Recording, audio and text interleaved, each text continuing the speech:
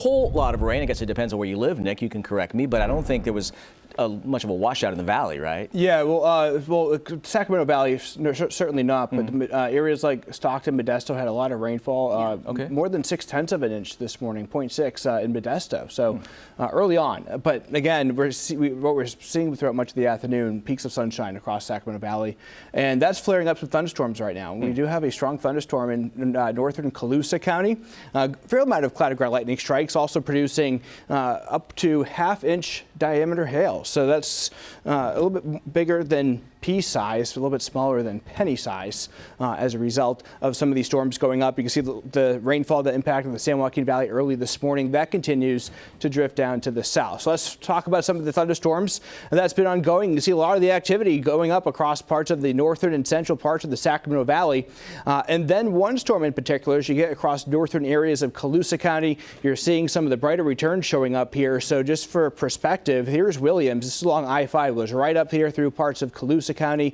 We're seeing some new development of some heavier showers and additional thunderstorm activity, potentially even some small hail building off toward the east of this storm. But the main core right now, at least with respect to half-inch diameter hail, is right over here to the west of I-5. You can see Mills Orchards right over here. So we're going to be watching that. It's slowly drifting off toward the north and east. You can see the hail core starting to come down in many spots there. Still plenty suspended up in the air. But notice this storm in 3D. We like to look at storms in 3D here with First Alert Live radar.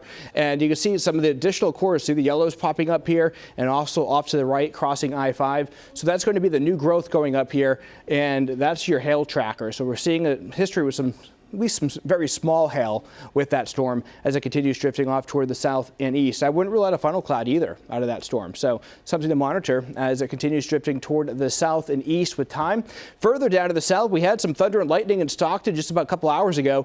Not much activity happening now. Showers have drifted off toward the east, and you're still following some fairly light snow in flurries and spots across the Sierra at this time. But that snow activity across the high country will pick up again tonight as another surge of energy rotates in. So I do expect by about 10, 11 o'clock tonight to see another batch of some snow for the high country, but a lot of quiet time in the valley for the overnight hours. Just a couple of scattered showers as we get into the early morning hours tomorrow. And then by Friday, look at that, we're right back out with plenty of sunshine as we get ready to turn the page from the week into the weekend, at least so timing works out nicely there.